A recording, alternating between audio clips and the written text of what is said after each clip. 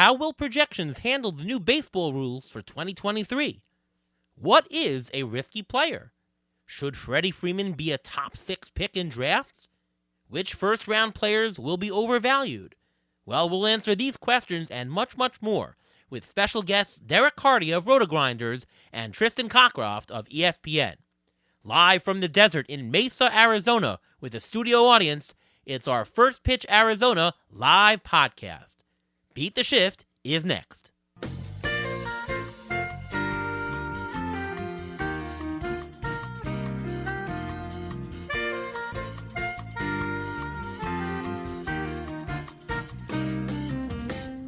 Welcome to another episode of the Beat the Shift podcast presented by Fangraphs. I am your host, Ariel Cohen, live from First Pitch Arizona in Mesa, Florida. Welcome, everyone. Thanks, guys. Ruvain, unfortunately, was not able to make it, but we have two very great guests here. To my left here from ESPN, Tristan Cockcroft. And to my right, from Roto-Grinders, author of The Bat X, Derek Carty. All right, so as usual, let's jump right into it. And I do want to talk about 2023. We know we're having some rule changes, and the number one question I've got asked over the offseason is, are we going to change the name of the podcast from Beat the Shift, as they're outlawing the shift? And so, I think we're all smart people listening to the show and here over here at First Pitch Arizona. We know that certain players are going to be more important. They're going to gain in value. The pitchers who throw a lot of ground balls, they're going to find more of them going for hits. The pull hitters, well, they're going to get more base hits. The bases are enlarging, so the stolen bases are going to go up. We all know that's going to happen, but my question to our guests here are, how much is that going to be? Is it going to be a major effect? Is it going to be a minor effect? And I think more importantly, strategy-wise, as we think our fantasy baseball players, will the market overreact, right? We know that those pitchers are going to be better or worse. We know there's hitters, but are the fantasy baseball players in the market going to overdo it? That's the question. Let's start here with Derek. Yeah, so there's a lot of questions kind of rolled up in there. If there's one thing we can count on is that the general public is not going to do the best job of it, because in general, they either overreact or they underreact, or they just try to form a narrative about it, whereas the right way to do it is to try to put a number to it. And a lot of this is obviously we're not going to be able to get it exact, but we do have data with a lot of these things that we can look at that can give us some idea, and that obviously I'm going to try to incorporate into my projections. There's a panel later this weekend. We'll probably give a little of it away, I guess, but we're going to be talking about these rule changes. I'm on it. I looked a lot at shifts this week. Now, there's still a lot more that I want to look into. It's November. There's still a lot of time. But a lot of what I found with shifts is that the overall effect might be really small, but it's more pronounced for the hitters that it really matters for, the Joey Gallos, the Anthony Rizzos, the guys that everyone is shifting on because they're consistently hitting it to the same spot. The impact for them can be pretty large, but there's a lot of guys that maybe are getting shifted that shouldn't, and it kind of balances out a little bit. So we'll talk about that more, towards the end of the weekend, but I think that's really interesting. And obviously teams are still going to be able to shift a little bit, just not as extreme as they used to. The stolen base stuff is really interesting. We actually have some data on that as well because they did it in the minor leagues. So we can look at what was the cumulative effect in the minor leagues of stolen bases. And we saw stolen bases went up like a lot in the minors this year. And I think the pitch clock probably has more to do with that than the bases, even though that will be the narrative. There's a lot. Why don't we let someone else talk? Yeah. And I would say that what also is changing is the schedule. That, if you're in the AL East and you're playing in all those hitter ballparks, well, you're playing a little bit less next year as we go, every team playing every team. What are your thoughts, Tristan? Trying to suggest that Gleyber Torres is not going to have a field day playing all those games in Baltimore? That what you're getting at? That I do think the schedule is one of the things we don't talk about enough. That's one where we do have to make projection adjustments. If you think back to 2020, when teams were only playing within the same division, that was one where I don't think people stripped out those stats and made the adjustments accordingly, because playing in the Central gave a big advantage for those teams. And if you didn't adjust for it when you were building for 2021 and 22, you paid the price for it. I'll go back to Gallo. Gallo is the guy who gets so mentioned for what's going to happen with the shift. And I think it's going to get people, as Derek alluded to, lazily thinking into it's all of these extreme low average guys turning things around and gaining 50 points in batting average. And I don't think so. I think we're going to be talking only a few percentage points in terms of batting average. It's not going to get back to where it was, where we were hitting 20, 25 points higher 15 years ago, 10, 15 years ago. I think it's going to be a small adjustment. And I also think that when you draft is going to come into play. I think if you draft after spring training has some data in the books, people are going to overreact as they always do to spring training data. That's another thing I think we should keep an eye on. Yeah, I mean, psychologically, people always overreact. Oh, goodness, we have to really account for it. People are going to overreact. So just be cautious. And I guess we'll find out when we see projections, good projections that are obviously altered for it, what the real change is going to be. What I do want to ask Derek, as I know that one thing when you project, we had a change this past year in the National League. We had the DH incorporated. My question to you, do you think projections properly accounted for the change in the universal DH this past year? I mean, most projection systems probably completely flop, but the bat got it 100% right. No, I mean, I can't speak for anyone else other than myself, but I am pretty confident that there are certain things that we can account for really well. It might be difficult to do it, but we have the data to do it. Like the schedule thing, I have no reservations whatsoever. I'm going to nail it perfectly because we can look at the schedule. We can look at previous matchups that every player has been in. And what the bat does, it looks at every single situation every single player has been in. The opposing hitter or pitcher, the bullpen, the defense, the umpire, the weather, the park, everything, and it neutralizes it. So we have this neutral starting point for everybody to begin with. And then we can look at the upcoming schedule and we can say, okay, well, he's going to be in this park this many times, and this is the quality of this team's pitching staff. And we can do that for everybody. And it's very easy to do. It's not easy to do, but it's easy to do. And the same thing kind of applies with the universal DH. We can look back and say, okay, well, he faced a pitcher in 8.6% of his at-bats, and we're going to adjust for that. And this year he's not going to face any, and so we just project him that way. So in a way, it is easy. Certain things like that that are 100% quantifiable, whereas other things, shifts, base sizes, it's a little... we're guessing a little bit more. Right. Obviously, when you have hard data, it's much easier, and but it's part of the artistry of projections is tackling the unknown and really coming up with what to do. All right, so Ruvain isn't here today, but he did leave us with the Injury Guru's Trivia of the Week.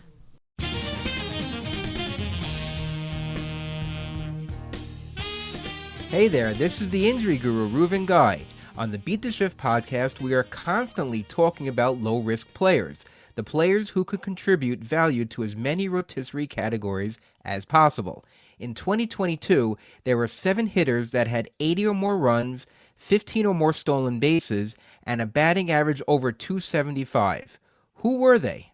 All right, so to repeat the question, and actually there are 8 players who qualified, who had 80 or more runs this past year, 15 or more stolen bases, and a batting average of 275. Anyone have a guess in the audience? Stephen Kwan. Rosario. Julio Rodriguez is 3. Kyle Tucker. Tucker did not. Jimenez, no. Jimenez missed it. He only had 66 runs.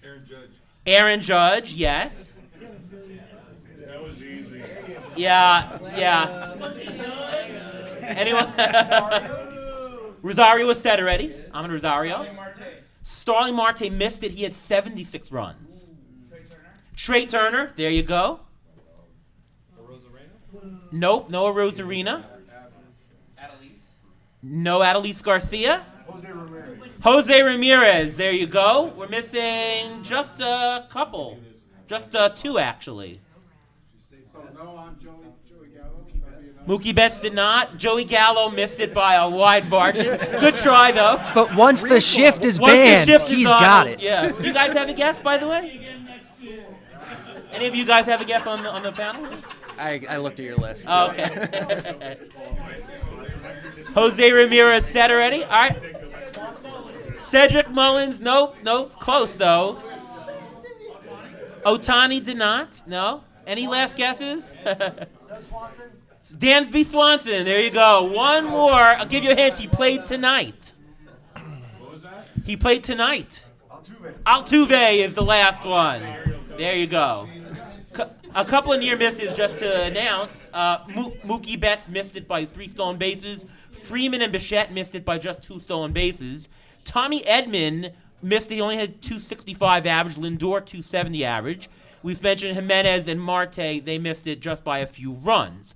So these are the idea behind the question is these are players with outstanding 3 of the 5 roto scoring categories, not the power and homers. And, one thing I'm always interested in is risk and category spread, right? If you're having players who are good in every category, very low risk. And a lot of these players I mentioned are low risk. My question to you, I'll start with Tristan, is what makes, we always talk about, take a less risky player. What exactly makes a less risky player? Is it track record of health, consistent performance? Is it being spread rotisserie? What is it for you? Obviously, it's a combination of all of them, but. Yes. I think a lot of us think of this as it's injury risk, and we put way too many eggs in that basket. So I'd be careful of that because all of these do factor in. I'd also throw in role comes into play. Team comes into play. Players on weaker teams, players on teams that like to mix and match platoons, I think fall into that as well. I think it's interesting you brought up runs as one of the categories here for the trivia. I think we don't evaluate runs scored as a category well enough. It has a strong correlation, especially in your deeper and your AL and NL only leagues. It has a strong correlation with playing time and plate appearances. And you need those in those leagues to compete. So, yeah, that also comes into the equation for risk assessment. Yeah, and actually in terms of the 10 scoring categories in Roto, the category that correlates most with the winners, with the actual standings, is runs scored. So way more important than you think. What are your thoughts, Derek, on what do you consider less risky? I don't really care that much about risk. I feel like a lot of risk comes down to people's perception of players without necessarily anything to back it up. Yeah, some guys are probably more risky than others, especially when it comes to health. But I do think that people are way more confident in thinking they know how risky a player is, when in reality, like, a lot of the stuff that we're trying to use to assess risk is just random stuff that they have no control over and isn't actually going to influence what they do in the future. This guy's been consistent, with his stats the last couple years. This guy's stayed healthy the last couple years. This guy, I think a lot of it's, can we swear? Not on this podcast.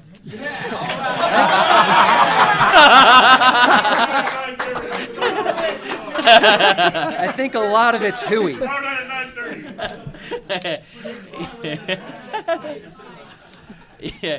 Yeah. Yeah, I mean, if I mentioned, raise your hand if you think the following player is risky, whatever risky means to you. Byron Buxton. For those who are not here, almost everybody has raised their hand. Who here didn't raise their hand? I want to see these people. Who here Byron Buxton isn't? He's great. Yeah, nobody. How about this player? You ready? Who thinks this player is risky? Aaron Judge. We got like 40%. Give me the framework of that one. Are we talking the free agency part? Well, right, that's the free agent, yes. If Aaron Judge re-signs with New York, who thinks he's risky? Less than. We cut out like half the hands. Yeah. The previous one was close. It was close. Absolutely. Who thinks Shohei Ohtani is risky? Raise your hand. Oh, I think Shohei Ohtani is risky. Isn't health the most risky type, right? Getting hurt is a risk. He's doubly exposed. right? Because he's doubly exposed, his probability, and I know he's been healthy last year, and he was awesome, and he was healthy the previous year, but he is doubly exposed. He has more health risk than anybody. Why is he doubly exposed? He's Because- on the field just as often as anybody else. No, I mean, the he's- pitching aspect, I guess, is a little riskier than the hitting. Well, because but- as a hitter, like, Base and jams a finger, now he can't pitch. well, yeah, as a hitter, you're exposed to cramps or whatever you're exposed to, but he's also playing a pitcher. His pitching stats are affected by his hitting stats, right? They are correlated. If one of them gets missing, the other one gets missing as well, right? So there's a risk. He did play through the pitching injury as a hitter during the second year, however. Yeah, sure. I mean, it is possible, but I've wondered that myself. Will he Sure. would one have an effect on the other? Yeah, it does. Now, I can't say the risk is double, but it is certainly increased more than you think. So I will say this, though. Because of injuries, because of a lot of things, more and more of the value that's drafted on draft day is leaving at the end of the year, meaning players who are not originally drafted have contributed more to the overall value as the years have gone on. It's mostly to do with injury risk and stuff like that. I don't think that risk in general is properly accounted for by the market. I think that if someone is, quote, risky, Byron Buxton always goes much higher than he should when you account for risk. My question to you guys here are, shouldn't we be focusing, especially at the very top, on low-risk players? If you think a player is just a guy like Mookie Betts, man, he just hits this almost every single time, very high ceiling. Shouldn't we be focused more on the don't get it wrong in the first two rounds, go for the not risky? Isn't that more important than people think? What do you think? This is coming from the guy who had Mookie Betts ranked number one. It was either last year or the year before, and I don't think the readers agreed with you on that one, but I liked it.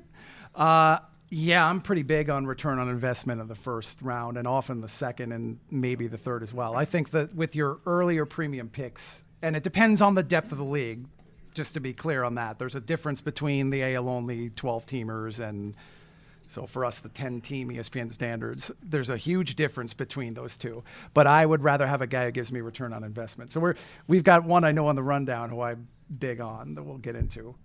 Freddie Freeman mentioned there. We'll dig deep into him. But like players who give you consistent production year over year, Bryce Harper falls into this for me as well. Right. I think those guys sometimes do tend to get priced down in a way they shouldn't. Right. Like Julio Rodriguez, I've seen NFBC early drafts where he's gone number one. He's done this once. Now, obviously, we know what he's capable of, but it's a risk of second year. It's a risk of he's new.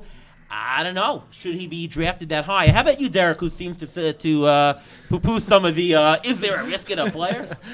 Yeah, so like in theory, sure. Give me the less risky player early, all things equal. I don't think we're actually able to identify those guys. I think we're overconfident. A guy is safe until he's not. These guys, yeah, Mookie Betts has done it year over year, a few years in a row. Like, great. Maybe he's just been one of the lucky ones who's been able to do that, and his risk of falling apart next year is no less than anybody else. There's been no studies done on this. It's all just like perception and what we think of these guys. Mookie Betts has done it. He must be safe. There's nothing to support that. Has anyone ever looked at, okay, the guys who are consistent year over year like Mookie Betts, do they continue to be? Not one person has ever looked at that. And I imagine if you do look at it, there's probably not a lot there. Interesting. We did mention Freddie Freeman. Freddie Freeman. And I will say that there is one important distinguishing thing. This is not me saying go out and draft the Julio Rodriguez's, but I don't think that's a matter of risk. I think that's a matter of proper assessment, proper projection of a player. Like Julio Rodriguez is not going to project as well as Mookie Betts because he's only done it for a year. So you're avoiding him not because of risk, just because of he's not good enough. Right. Well, part of some of the pricing is, you're putting risk into the pricing. You're putting risk into the projections, so things like that. We mentioned Freddie Freeman. Freddie Freeman, let me read you his accumulated roto values in a 15-team mixed league over the past couple of years. $38 this past year, $30 last year, $42, $33, $30, okay? if you go by projections, which I know you do, I do a lot. He doesn't come up as a top 5 player. He doesn't come up as even a top 10 player. He's usually number 13, 15, 16, 17, 18. Yet he's returned such great value. I think it was Rob Silver who had a tweet that he's finished in the top 25 in each of the last 5 years, and there's only 2 players to do that, him and Trey Turner. My question is, if you take this that you should avoid less risky players, and he's shown this much consistency, why isn't he drafted higher? Like, what can't we make the case that Freddie Freeman should be, a top 6 pick? It's not like he doesn't contribute at all in the stolen base category, right? He does 10 stolen bases more. Why can't he be, would you rather have Freeman or Aaron Judge? Like, Aaron Judge has shown this amazing year. He's bound for regression, but Freeman has done this so consistently. How come he isn't drafted higher than he should be? It's a fair question, and I've got a little bit of bias coming in that I do a lot of points-based play now, and Freddie Freeman is amazing in that format. So it's easy to say that he's great. But if you look at him even from the roto perspective, you know what it is? He doesn't steal enough bases. That's all it is. We do place a premium on those in the early rounds. I do it myself. I've been as responsible as anybody over the past several years that I want to get those 2020 candidates. But he's still going to give you a contribution there, and he's rock solid in everything else. And there's something about that I do want with my first pick. I want that foundational piece that I know I can count on. And I know, Derek, to your point, no player is guaranteed here. I mean, you look at Freddie Freeman's career, 117 games in 2017. He missed time. He wouldn't have returned the investment. But more often than not, he is. And you have to calculate that and take that risk into account when you make that selection. And I think there's a high likelihood he's returning your 300 average, your 115 runs, your probably another 25, 30 home runs. And there's value to that to me in the first round. Yeah, if you're setting your KDS, set it at 14 and take Freddie Freeman. You'll probably get him. And, he might be, maybe you should be taking him top 5. And, hey, I'll just snatch a 14 and I'll snatch a quick one in the second round. And a follow-up on it because I raised the steals. With the change that we made, and we asked that question, to what extent do we believe that some of the premium base stealers steal that many more bases that we need to get them that soon? Maybe, and if you believe that, that's fine. We don't know. We don't genuinely know until we start to play the games here. But if you think that it's going to help everybody across the board, it's really not going to swing things any further in the direction of a Julio Rodriguez Acuna is amazing, but still, you get the idea. Yeah, in fact, the fact that stolen bases are going to be up everywhere probably makes stolen bases much more fungible, which decreases the value of people who steal bases. Derek, would you be drafting? Now, I know you have this thing about corner infield, but would you be interested in drafting Freddie Freeman number 7, 8, because he's been so consistent, and that's really what you want out of a first-round pick? No, I wouldn't.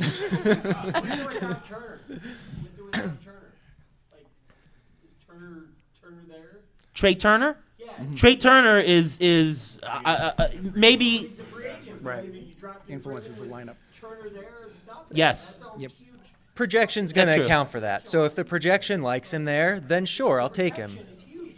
Freeman's always had the protection. The Dodgers, I'm sure, will fill the gap either way. And, of course, by the time you draft in March, hopefully you'll have a solution and you'll have a better idea. But, why you say no? Again, I don't think that Freddie Freeman is necessarily any safer than anybody else who projects exactly the same but hasn't done it as quote-unquote consistently. You can come up with any number of players who were consistent and then they weren't. Mike Trout was so consistent and then he wasn't. There's boring guys that you get. Whit Merrifield. How safe was Whit Merrifield coming into this year? You can count on for batting average and stolen bases and runs, and then he was a part-time player. I think we overestimate our ability to analyze risk. And the only thing I'll say is that I've done, because ATC looks at many different projections. ATC sort of looks at parameter risk, right? How do projections differ from each other? And what I've noticed and studied, official study, is that the players that the projections are more consistent tend to actually have a higher expected return at the end of the year than their projected value, and vice versa for players with projections that disagree. For example, I was very high this year, and ATC was high on Aaron Judge. That's because the projections that comprise ATC had him at 41 homers, 41 homers, 41 homers, 40.8 homers, 40 homers. It was consistent. So that tells that, because I've done a study on that, showed that, actually, we should be bumping up the price because his expected value, risk-adjusted, using parameter risk, is higher. So there is a thing. There is a thing about So you have studied that. I've studied the parameter risk effect. Yeah, the health risk, of course, it's harder to influence, but we also know it's more real. I mean, Byron Buxton ain't getting healthy anytime soon. So you're saying, Judge projected for, I don't know, whatever you want to call it. He was a $30 player according to ATC. You're saying that in your studies you found that the guys that have that level of consistency between projections, if they project for $30, their worth is, they're actually are like a $32 player, Yes. a $35 player. That's exactly what I'm saying. That's and the ones interesting. who are at the opposite are worth -2 on that. Absolutely. Sure. Yeah. So in other words, if his games total for the projections varied wildly, that you'd penalize him for it. You find that those are guys to avoid. Yes. 'Cause Judge not has had to his- avoid, but to take off price. Right. To risk adjust. Because Judge would be a great example of that. If you flash back 2 years, he probably had a 100-game projection, 145, and a 95 for all we know. That's right. Obviously, total value incorporates the playing time, the consistency in homers. But yes, absolutely. When you have inconsistent playing time, that factors into some of these numbers here. We're talking about an individual player, but my question to you, let's start with Tristan, is, are we looking at risk on an individual player basis, or is it more important to actually focus on the team construct in the aggregate? So say you draft, it's okay to draft Byron Buxton, but you got to get a couple of safe guys. Or if you get a bunch of safe guys at the top, sure, you can take a lot more risky darts. Like, is there a notion of aggregate team risk, or does it really not matter? Just make sure that you get every single risky guy at a discount and you're fine. For me, it's more the aggregate, just because otherwise I'd be afraid I'd avoid all of the Byron Buxtons out there. The big thing I'm watching, at least at the draft table, is not to put all of my steals investments into guys like that, because that's the last category I want to have to completely fill on the fly during the season. You're either going to have to pay up in trades, or you're going to have the luckiest fab out there possible. And believe me, there have been a couple of years I've checked, there's nothing on the stolen base market. So that's something I'm a little cautious about on an individual player basis. But otherwise, I just don't want the team to have a massive number of guys with volatile projections. Because in that case, it's great to be the one who says, I either want to win the league or finish dead last. I hate finishing dead last. Right. I don't want that. I want the team to be competitive. Because if I can put it even in the middle and I have some upside guys and I get the right moves during the season, I can make that team win. Right. Derek, your thoughts on this?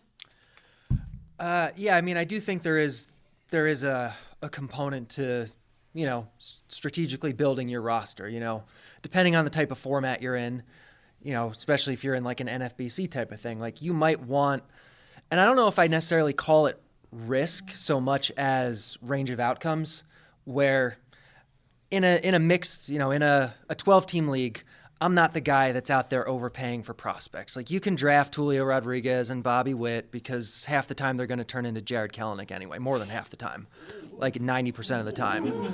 I'm a Mets fan, so I'm good with this comment. So they're not for me. But in an NFBC format where you really do need to be in the 99th percentile out of a lot of teams, maybe you do need to embrace some of those guys that have the wider range of outcomes and hope you're hitting on the high end for them. But if you build a whole team where you're drafting 6 of those prospects, you're dead. Your team is the worst in the league and you lose. But you might need 1 or 2 of those guys. So there is, I think, a balance to it, depending, and it's all format dependent. Yeah, absolutely. Certainly, if you're looking for an overall prize, you're not going to want to have the safest team overall. Right? By the way, Derek, leave my Bobby Witt Jr. alone. Okay, no curse in that guy. Come on. But you mentioned with the NFBC, by the way, it also does come down to the style of play. going back to those shallow mixed leagues, I'd be a lot more apt to say, to heck with it. I'm going with a little bit more of a risky approach and shooting for the moon, because you can fill those gaps. You can't so much in the deeper formats. Yeah, absolutely. In a shallow format, the replacement level is much higher on the wire, so that's 100% true. I spoke to Mike Podhorzer about this. This is his team he drafted in labor. Are you ready for this? Ronald Acuna, Jacob deGrom, Salvador Perez, Alberto Mondesi, it gets better, Byron Buxton, Kershaw, Verlander, Christian Yelich, Noah Syndergaard, Luis Severino. I mean, that is some stacked, risky, quote-unquote team. He finished, I think, almost second place. I think it was like a point out of second place. It can be done. I spoke to him, and he's like, well, I don't care. I'm getting great bargains all around. Could be true. For me, I find that you can make a discount for each individual player, but you have to limit it overall. And I say this because I find that when I have very low risk on a team, I don't need the upside guys. Like, I want to make value on each and every player on the margins, and then I'll get lucky, or I'll find that one $3 guy who turns into 20. I'll find that Aaron Judge to put me over the top, but I can't win a league unless I have a base of value. And you get that more with the low risky play. So I think the aggregation does matter at all. Make sense? Yeah. It does. I'm just scared of hearing Mondesi and Buxton on the same team. It's I'll never forget when he drafted that team that night. you guys remember that? A lot was thrown out. Yeah. Well, it was like waiver wire stuff. Sorry, this isn't it. But did he make a lot of moves throughout the season, or is it just kind of He had to. Now I should point out.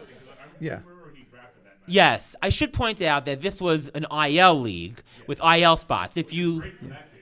yes, Mondesi still contributed. Really. yeah, there probably were more players on the IL than there were in the entire in his entire active roster. Right. I want to talk about corner infielders. In the past, we've noted, because of projections, that there were great pockets of value lower down. So I know for sure, Derek, we've talked about this many times, that that even though Freddie Freeman looked great up top, Paul Goldschmidt looked great up top, we sort of said, you know what?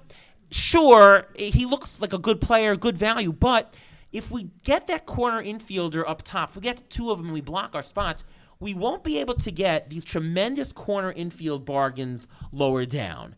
I found that in 2022, the opposite was true. I mean, the corner infielders taken up top, Jose Ramirez, Vlad, Devers, Freeman, Machado, Olsen, Alonso, Riley, Goldschmidt, Arna, all of them were rock solid at the top, and there weren't really many busts. Chris Bryant, that's not many busts, but who jumped up? Who really gave value? Who were those big ones at the bottom? Not much. Christian Walker, Rowdy Tellez, Nate Lowe, Drury, but he actually wasn't drafted, so he can't even be in this discussion. Based on that, I don't think that 2022 would have been right. Do you agree with that? And B, do you think that's going to happen in 2023? Do you think that the value in corner infielders are going to get those top non-risky ones, or will there be value late? It really all depends on what the projections look like and how the market is pricing these guys. I think going into 2022, we weren't seeing quite as many theoretical bargains ahead of draft day as we had the previous few years, where they were crazy. There were some, like Christian Walker was a guy that I targeted everywhere this year and got everywhere. But we don't know it's still really early. I don't know what it's going to be like next year, but I'm going to take what the room gives me. I'm going to take what the market gives me. And a lot of times what we see with corner infielders, and kind of the crux of the theory, is that corner infielders are the types of players in general that the market undervalues. They don't steal bases.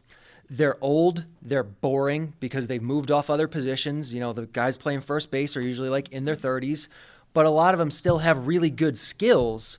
They're just not going to be the guy that has the huge upside that people want to chase. And so a lot of times we see these guys come at discounts because they have these qualities that are just not exciting to people. And so, yeah, I think even though that's the way it played out this year, it's not going to scare me off if the projections say there's a bunch of value, on the low end of corner infield again, because I do think in theory that's the way it should play out most years. The one thing that strikes me about corner infield is what's happened to first base as a player pool over the past 5 to 10 years. If you're a prospect hound like I am, you're aware that the first base top prospect list is nowhere near as exciting now as it was in maybe 2005. We used to have all the big prospects there. That's where all the hitters were. And it has not been quite that. There have been some good players, but not quite to the level we remember 10, 15, 20 years ago. And I don't know that people have adjusted to that quite quickly enough because it's gone on for long enough that that pool's dried up a little bit. And I think that influences corner infield. You're right. I mean, you look at the top 10 to 12 or so that we drafted last year, almost all of them turned, a great return on your investment. Yeah. I wouldn't want to overreact to that going into next year, just looking at this 1 year and saying it's a 1 year aberration. It's not. This pattern's actually been going on for a couple of years. Okay. We're going to talk about 2023 first round in a second. Just want to let you know, for the audience here, we're going to take mailbag or audience questions, I should say, for this. So if you got a question, think about it, and we'll start that up in just a couple of minutes. But first, on 2023 first round, let's go around the room. I want to talk about maybe a player who is going to be taken in the first round in 2023, or currently is, I guess, in draft so far, who is overvalued and probably shouldn't be drafted in the first round. Let's start with you, Tristan. So the two that stood out, we talked a little bit about this looking at the NFBC early drafts, and it was what, 12 leagues, I think, right? Yeah. Julio Rodriguez is going second. I mean, that's absurd. That's the dumbest thing I've ever heard in my entire I life. love the guy. I love the guy. You can easily sell him on a like first third round thing, but round? number 2, Julio Rodriguez. Who thinks that? Who thinks Julio Rodriguez should go first half of first round? What about second half of first round? Most people here. How about first half of second round? How about anywhere in the next top 3 rounds after that? Yeah? Anybody who thinks he's a fourth round or worse? Okay, so both people say he's later half second round, later half first round, first half second round. Yep. Still some things he can improve in his game. I want to watch, and it's not to inspire panic on this one. I want to watch a little bit about the injury he just finished the year with. Yeah. I don't like players going into the offseason with a little bit of question because it means I've got to study the entire offseason into spring training. Just got to be ever so careful with the first round pick. Yeah. He's a great player, massive future ahead, but number 2? Yeah. And the other one, we won't rail entirely on him. Bobby Witt Jr. was 6th. Yeah. I love this guy, but not at 6 overall. Yeah. I mean, he was not quite up even to the level that people expected last year. And I think he could break out in a major way, but to the level of the 6th best player in the game, he was ahead of some pretty prominent names. Ohtani wasn't one of them. I think Ohtani was 4th. But there were he might have been ahead of Judge. If he wasn't, he was right after Judge. Yeah, a little bit after, but yeah. Witt versus Judge. Who's taking Witt over Judge? I'm taking Judge, Exactly. By the way, to point out, if you take Julio Rodriguez and he's awesome, that's great. If you don't take him, and you take a different player in the first round, by the way, you can still win your league. However, if he severely disappoints, you're in a massive hole. We got some audience. Real quick, to Tristan's point, would you rather have Witt or Julio? Witt or Julio? I'd rather, for this year, I'd rather have Julio. Yeah, and another audience question here. At the draft position, yes. If I have to do it, yeah, I'd take Julio at that draft. Yeah. Kyle Tucker or Julio Rodriguez? 30 plus guys. Yeah, I'd probably do Kyle Tucker, but Yeah, I love Tucker. yeah. Derek, do you have an overvalued player for the first round, or have we covered them? It's Julio and it's Witt. Like that's the right answer. Yeah, I'm gonna. I'm sorry. Derek, where do you have Witt? You know what, sir? You can leave. And I'm gonna throw out Ohtani. I think that I don't think people think enough that this is more risky than you think. Just because he wasn't injured he still has more risk. How about somebody who is not being drafted in the first round, but probably should? I'm gonna say Jacob deGrom. Yeah. At the very least, at the end of the first round, the only thing holding deGrom back from being the first overall pick is health. And I'm not a doctor. I don't play one on TV, but I don't know. I'll take the shot on it. You know, I'm cool with it. His upside is massive, and I don't think we're great at evaluating health. So if everything seems to be checking out this offseason, you know, deGrom is the best pitcher in baseball by a lot. Like no one is even remotely close. We're not worried about the risk. Tristan? I don't think I would take him in the first round. I mean, in a 15-teamer, I would. But the one who I think should get more love is Sandy Alcantara. Nick Pollock just woke up, by the way. There is probably the points league bias involved in that. But in his defense, ballpark, he's proven he can give you a large number of innings. And I like the guys who've proven that their teams will allow them to pitch those 200 frames. How many of those guys are left? We love you, Tristan. Yeah. Don't you take my Sandy Alcantara, though. He's mine. And I'm going to throw out there he's just outside, being drafted outside, Bo Bichette. I think there's a good case for Bo Bichette to be right up top in the first round. Yep. He might even get there, but right now he's just out. And so those who have questions, by the way, you can start making your way to the front. We'll start. But a last one in the category, who's somebody that's being drafted in the first round now that's probably even undervalued right now from where he's being picked? In the first, but undervalued. Yeah, I'll start here with this Tucker. one. Tucker, you Tucker. think? Okay. Tucker's going, what, 9th on our list? He should be going higher. Tucker is going 7th. okay. Yeah. I Mookie. think I'd still say that. Mookie is the one I was going to Yeah. say. Mookie's going too late. He's going like 11 or so. He was should 10, be I think. 10. He Yeah. should be even higher, I think. Yep. Yeah. Anyone else to throw in? Mookie's the guy Mookie. that stuck out Okay. to me. All right.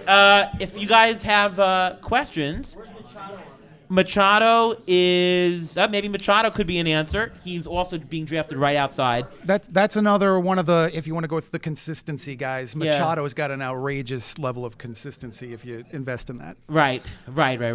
All right, time for our audience questions. If you do have a question, please come on up. We got a microphone for you. Don't be shy. The first one is always shy. Please come on up now.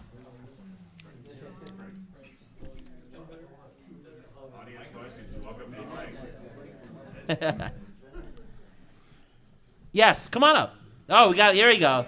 First one to actually get up gets the mic. Yeah, here we go. Let's go, All right. Kevin. So Say your name, by the way, for the show. my name is Kevin Hastings, and we're earlier in the podcast and now we're talking consistency, and when we talk consistency, we're talking 4 or 5 years. Is that enough to consider that consistent?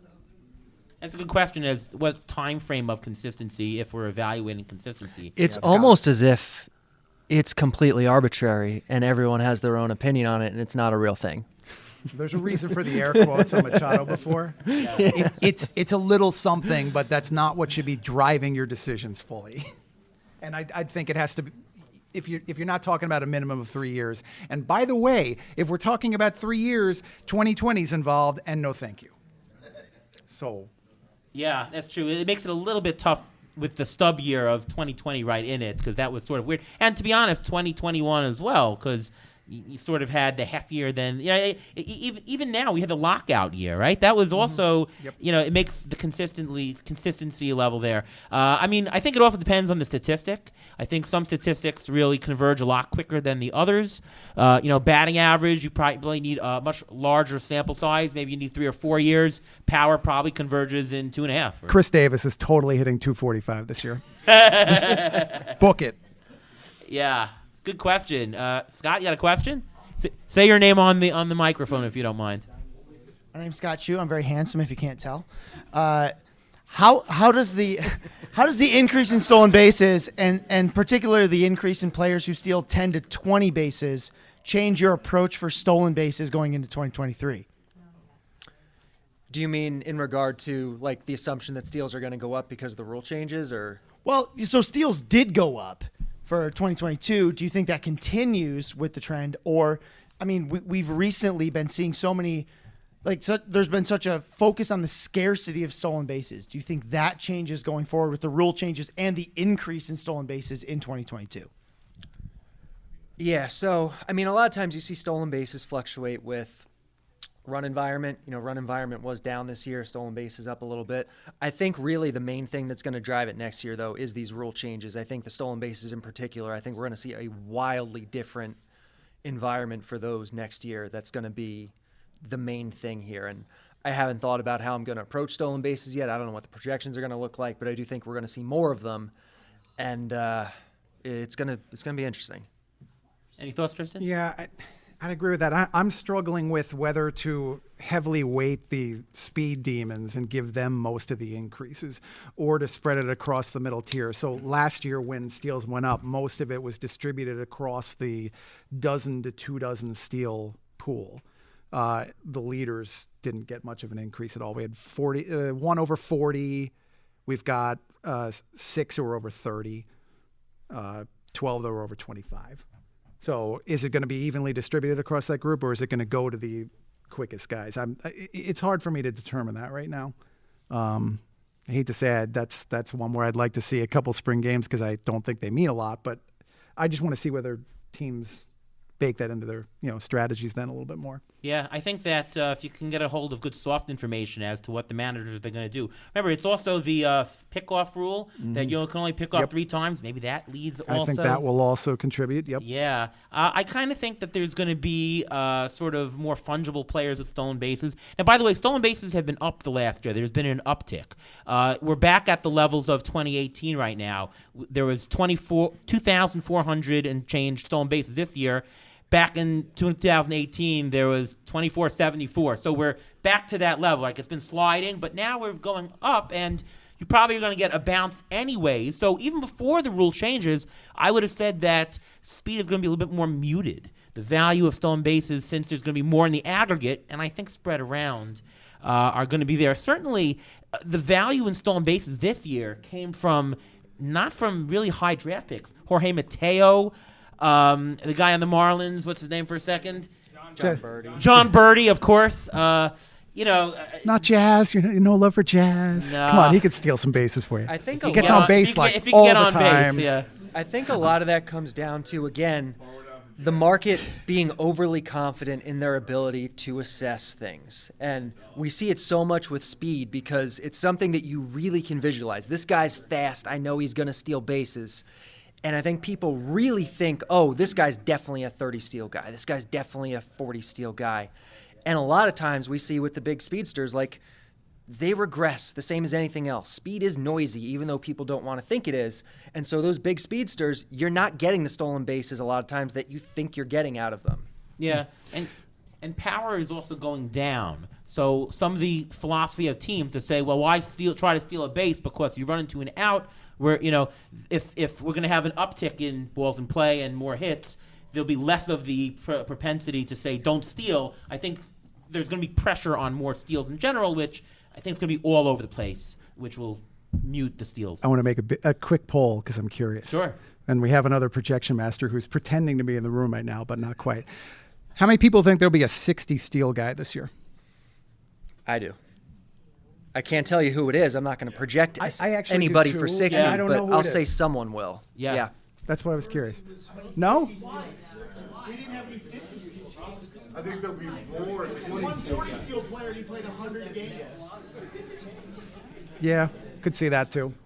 Yeah, that's true. I think the 20 steal guys will double. The guys at the top already take all their opportunities. It's going to be guys that take Yeah. more opportunity. Yeah, Betting on 60 steals is betting John Birdie playing a lot of games. yeah. You don't have to. The best part with me asking that is you don't have Yeah. to name who it is. And that's a good point, by the way, Kevin, that I think it will come from the middle. And just as you said, that teams are saying don't steal unless you have a very high stolen base success rate, 78%, whatever number that they're comfortable with. Those guys are already getting the opportunities. But if we think that the stolen base success rate is going to be higher for those marginal, maybe 70%, 72%, and all the new rules now put them into the 78, that just propels more people who weren't already trying to steal to now steal. So I agree with that I don't think it's going to come from the top. I do think it's going to come from the middle, and that's a very, very good point. Yeah. Does that make that stolen bases aren't as valuable as they were? Yes. Stolen bases, the value relative to last year goes down. Draft Freddie Freeman early instead of someone else. There you go. Don't we need more steals to Let's compete bring it then? full circle real quick. You, Don't we need more steals to compete? you need more steals to compete, but the players are now more fungible in terms of the stolen bases. You're going to get 20 stolen You're going to get them more from the bottom. So even though, yes, everyone goes up together, so the value of players are the marginal differences that will decrease. So not only the 20 guys could double, but you think that the 10 guys could turn into 20. Well, they'll all go up. Yes, correct. I don't Yeah. know that all of them will. Well, I not think it's all gonna of them, be- but yeah. yeah. It's a managerial and analytic play, isn't it? Like, managerially, you gotta play a full season. Judge is gonna repeat his stolen bases. Yeah. All right. Anybody have another question? An audience question? There, we have somebody coming up. Please state your name and where you're from, and what else do you want to say? Alan DeLeonardis, Baseball HQ. Who are you wearing tonight? Who am I wearing tonight? Okay. Do you like websites? I don't know. I'm wearing the Beat the Shift podcast shirt by RotoWare, and no, we're not going to change our name even though the shift is being banned. So. All right. Real question. Closers. How much higher do they go? All right. Want to tackle that first? Higher do they go? Oh. Should go or will they go? Will go, because there's a big difference there. I don't know that it'll shift as much as we think. I think the premium ones will go a little bit sooner, but I don't think on the whole we're going to see much of a shift. Of course, again, it comes to style of play. They're going to go quicker in points than they do in roto leagues. Yeah, there's two forces I think with the saves. Remember last year we also had this thing called the lockout. So anybody drafting without information was everybody up until the lockout ended, right? Usually you know where players signed. Kenley Jansen didn't sign. You had Craig Kimbrell. Well, is he going to be traded? Where is he going to go, right? There was much more uncertainty. So in early drafts, like if you're drafting in November, the saves are much more pushed up than they are later in the year. If you're in a draft and hold, they're much more pushed up than in waiver wire. No? They get pushed up later in the year. No, I'm saying as opposed, no, the draft and hold is pushed up as opposed to waiver wire leagues, is what I'm saying, because, because you have to lock down some of your saves. You want more certainty. Anytime you need more certainty, that pushes prices. But of course, you also have the baseball factor of more teams are doing save by committees. The Tampa Bay Rays are having everybody and their grandmother save a game, right? You're also having save shares. You're having teams say, I'm just going to take high leverage, my best guy, and put him high leverage, right? You have that factor. I kind of think that it's going to stay high, but it's going to be pushed lower than it did this time last year and even into March because of the lockout scenario. That sound good? Oh, I don't know. Saves are stupid. Next question. All right, next question it is. All right? Please say your name and how handsome you are. Thank you. Oh, I'm very handsome, thank you. Carl from Dallas. I agree. All right, thank you. So the question is, kind of going back earlier, if you have a player that's been injured for a good part of the season, the following year, do you factor in that at all? And if you do, how much weight does it carry? The answer is I don't factor it in. I'd like to, if it matters.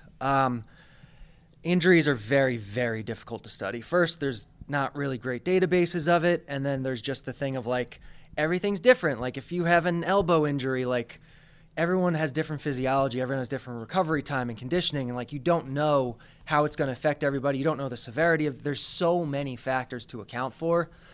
that no, I don't account for it. I'd like to, but it is a massive undertaking. I think the only way that it might be accounted for is in playing time projections, which I don't do. I take ATCs. There you go. So you're saying that there's a lot of possibilities that Yeah, it could it affect very them. possibly matters. I would say But it you almost don't- certainly matters, Okay. but I think it's very difficult to quantify. Not there- impossible, just Is difficult. there any intangibles that you factor in? Things like a player in his contract year who wants to go free agency, or No, that I think studies have pretty much shown doesn't Oh, really? matter. Yeah. Yeah, I mean, Ruvain's not here for this injury question, of course. I know. We all miss him. Yeah, but it really does matter the type of injury. When you have a soft tissue injury, the reoccurrence is going to be much higher. If you have a freak, he was hit by a pitch and broke his, that's not, it's a freak injury that's not going to account. So all injuries are not, they're not all the same. So you factor in what kind of injury it is. Yeah, I mean, playing time projections, if done right, should factor that in. So when To be clear, I don't think it is being factored in most public projection or any public projections, but theoretically it should, yeah. Great, thanks. By the way, when the injury is occurring matters. So, for example, I mentioned with Rodriguez, I think that's a minor thing. That could, by next week we could all be like, okay, yep, that's no big deal. But I know I'm generalizing, but fade every injury that's happening during spring training. Like, not one that they suffer then, but if a guy comes in and they're like, oh yeah, he's going to be great, he's going to be fine. Generally speaking, I take the approach of fade the player if you can. If that's creating a discount, by all means, we spoke a lot about Ronald Acuna Jr. last year. Right. The market was overcorrecting for that. By all means, I'll draft him then. Right. But in general, I will take the approach of fading the injury because more often than not, it does not work out. But and I'm going to talk about an injury where they're missed a large portion of the year. The previous year, though. Yeah. So if that injury still has a bearing on where he's at today, then I'll take it into account. But if he's okay today, I'm much less concerned about it than I am if he's recovering from it heading into next spring at the time that I'm drafting. So this past year, Acuna, Mm-hmm. you know who I'm talking about. Yep. Yeah. Was going number one, considered before, way before the injury. Yep. Did you, if you had a number one pick, did you pick him? Nope. No. So you did factor it in. Oh, yeah. Because it was going on at the time. Yeah. How about the guy who doesn't factor it in? Did you pick him? Number one? No, I wouldn't have picked him number one. I don't think even he. the year before No, the injury. I didn't think he deserved it then either. Okay. Garrett's was more performance stuff. Yes, I got it. Okay. To speak a little bit towards that, usually when you're injured, you don't play very well before you're injured, and that organically moves the projection. It does. Towards, so I found that you can just let it do itself. 3-year averages are not lazy; they're incredibly useful. Mm-hmm. Yeah. Many people think 3-year averages are lazy. They do a lot of work. Mm-hmm. Yeah.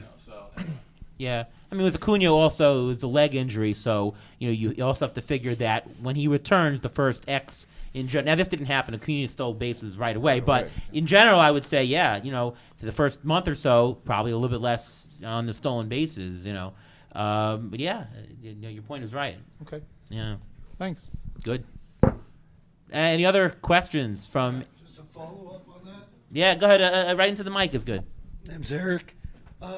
How handsome are you? Thank you. Very. Anyways, quick question. Following up, you guys dismissed contract years. Mm-hmm. Yep. Where's the data that you've done? Can we see it? I'm pretty sure the forecaster every year has a study, I think doesn't it? Contract there's been a years are- few. Because Yeah. you went through, for example, on Judge, that it's his consistency, not the fact that he had his contract year. It's one of those things. I don't mean it. It's one. You of want those to talk to things- the mic? No, I just yell. No, it's one of those things that it will affect somebody, and it won't affect somebody. Yep. But you can't discern it from the data. Yep. Yeah. Yeah, that's the main thing. It's the same Yeah. thing, batter versus pitcher. We talk about a lot, and So Proves that. yeah. yeah. It feels like every time a guy has a contract year, he has a career year. Clearly you're- Those are the guys you're noticing, though. For every Right. guy like mean, that, there's another at that le- yeah. isn't. There's at least one Anytime you have projections, there's always going to be 3 out of 10 people who, that makes sense, and 3 out of 10 people who, it's whether you get more or not. And so on the average, the contract year is noise. It's not statistically. To the switching teams and not having a good year versus contract year, any difference? Switching teams is different because there's different environments, I'm right? just saying about that rule that you don't pick a guy that switch teams. 'Cause he's gonna I don't think that's a rule you should follow. No, it's noise, I think. The only thing I ever found on players switching teams was when there was a league switch and there was more in the distant past. There was occasionally a 2 or 3 week slight downturn in production. But the great thing about that is then you just trade for the guy. So, oh no, he's not adapting well. Okay, sure, trade him to me. Yeah, Phil, I'm super handsome. At least my wife thinks so. You can also call me Grizz. That's probably easier to remember. You know a guy I named had a Grizz is question. handsome. You guys were talking about closers. Are saves obsolete as a category? And should all leagues be hold plus saves from now on? I'm not advocating for I either. hate holds. Ryan over there probably knows where I'm coming with Well, this. let's can we poll the audience first on this one? Go ahead, yeah. Yeah, who thinks that saves are obsolete and we should go save plus hold? Raise your hand. And who thinks that we like the traditional saves game? Raise your hand. More of that. Yeah. Do you know what? I hate one thing about holds. Yeah. Paul Spohr, put your hand down. You were a tastemaker, sir. You need to be on the right side of this. It's a stupid factor. I get that. And I know you know what I'm talking about, Todd.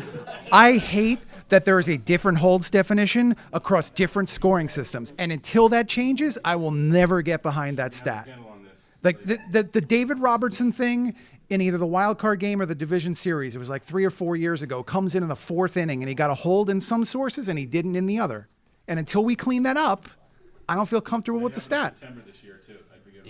Yeah, because some exactly. Yeah, It's a save, but it's after the 5th on some sites, and it's any time in the game in others. It's a save, but it doesn't matter. Yeah. Yeah. So define it clearly for our purposes, and then do it. It can't be any worse than a save. Yeah. It can't be any worse than a save. Right.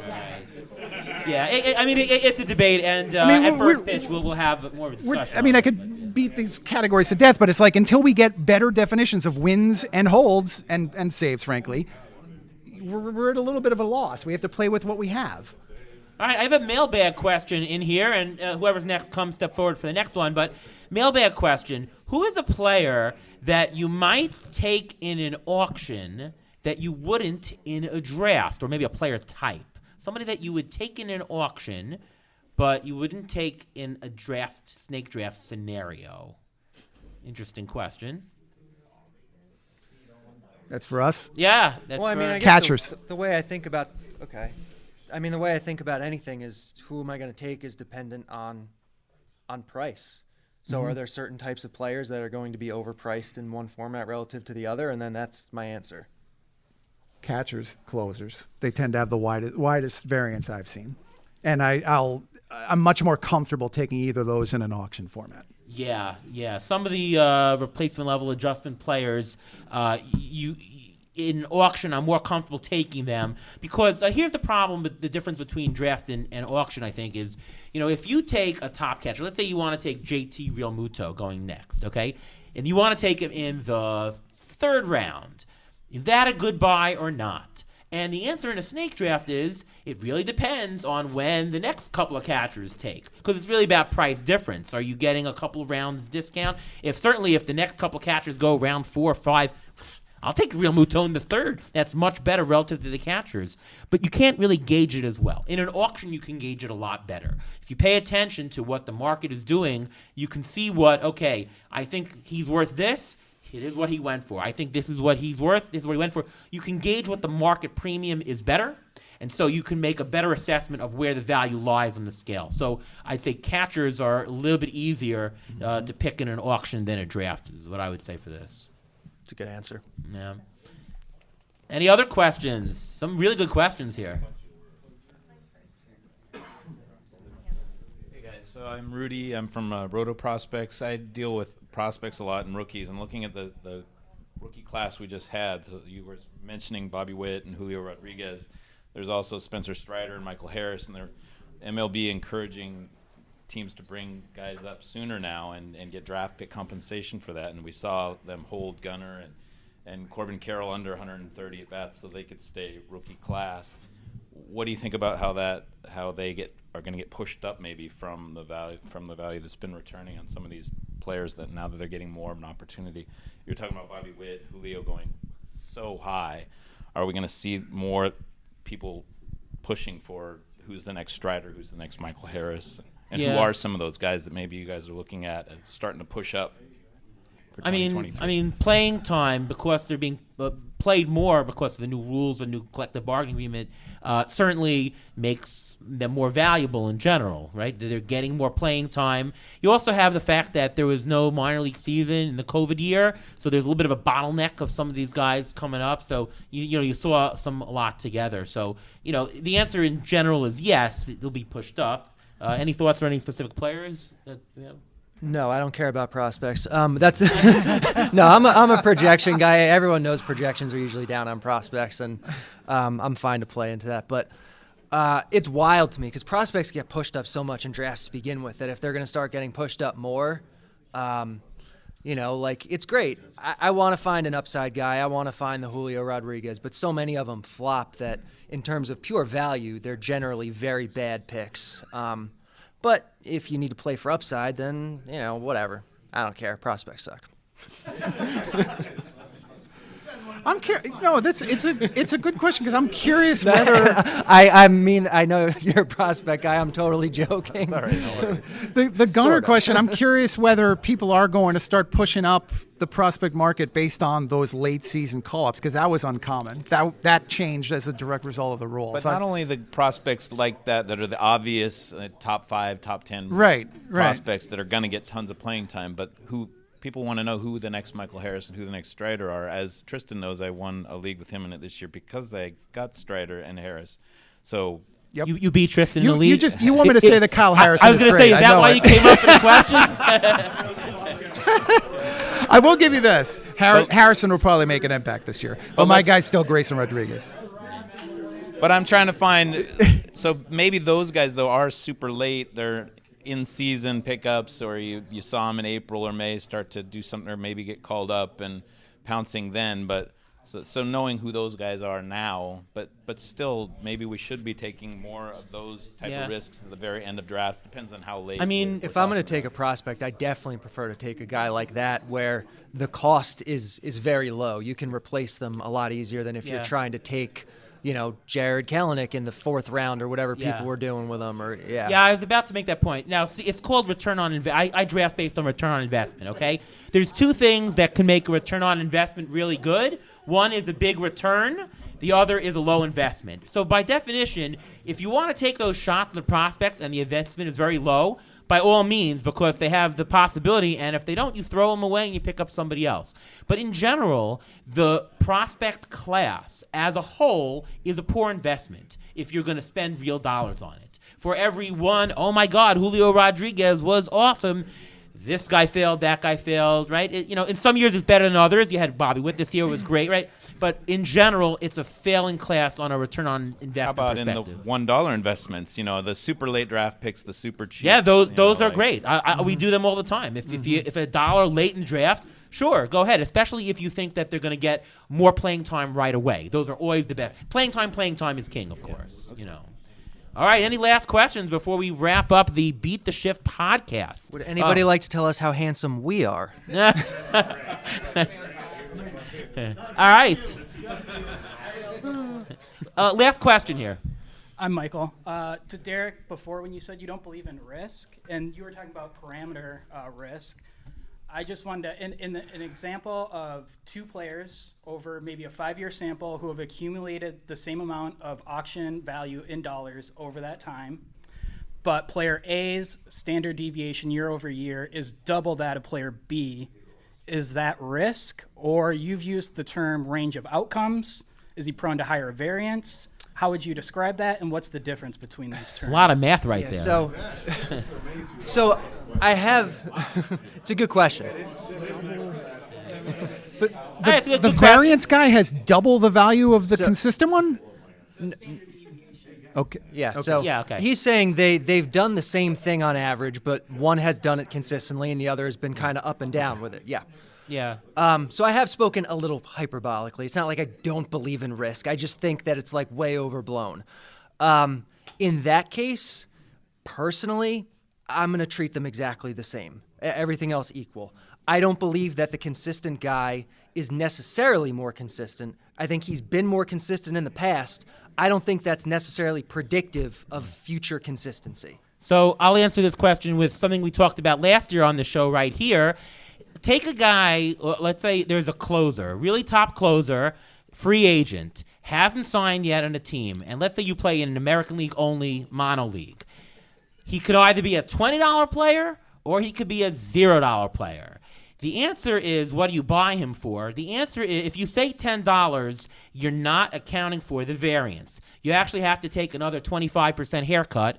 I know this because I deal with finance. On a complete binary risk, there's a 25% haircut you need to know. Because remember, yes, in the long run, if you were playing 100 years, sometimes we'll be in the AL. Yeah, you'll get that value. But if you're playing for a single season, just like stocks, a company plays for a quarter, a year, you want results in a financial thing, you got to take 25%. It comes to about 25% haircut risk. So it's a very similar analogy there for a guy who's ultra consistent or who's flip-flopping value there. There is a mathematical consistency is worth something, and to roster a player who's much more consistent, you can almost pay over the value, but it's the opposite. If they're widely ranging, if you're playing for 1 year only, you do have to take a haircut. It could be 15%, it depends how variable it is. And just to clarify, that's what you were talking about when you were talking about Judge and his home run projections, 41, 40.8, 41, 41. Yeah, well, yeah, so that I was talking about, different projections are projecting the same thing.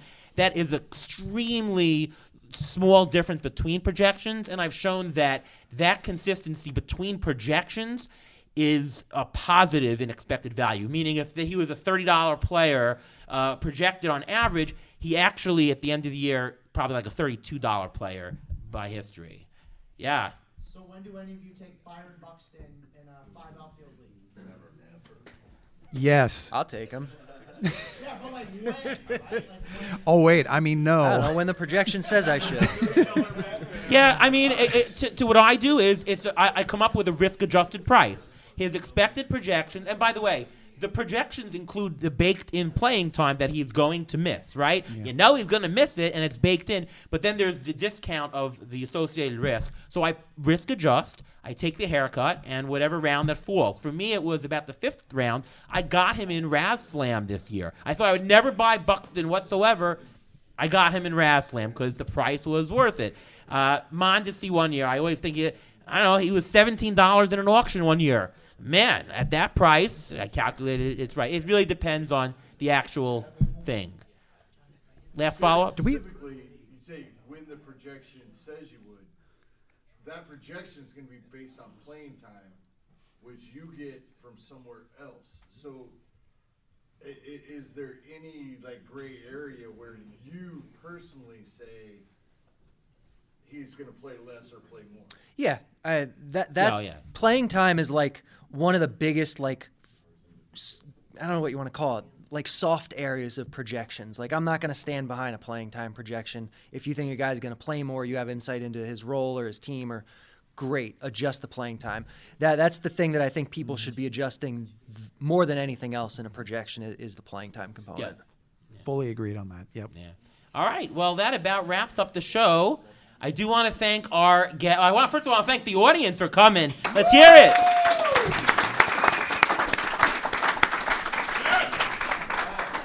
All right, yeah. And I do want to thank our guests for coming on. Maybe just tell what's going on with you.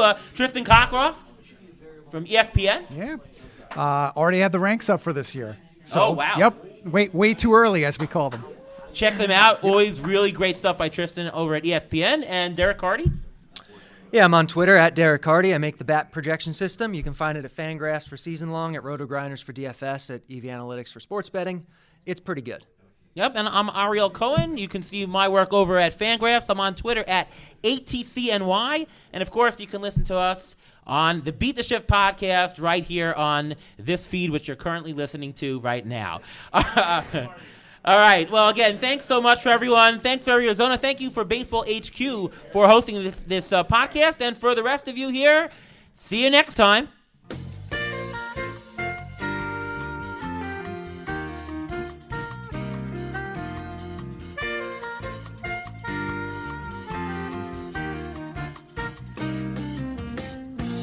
Thanks for listening to the Beat the Shift podcast presented by Fangraphs.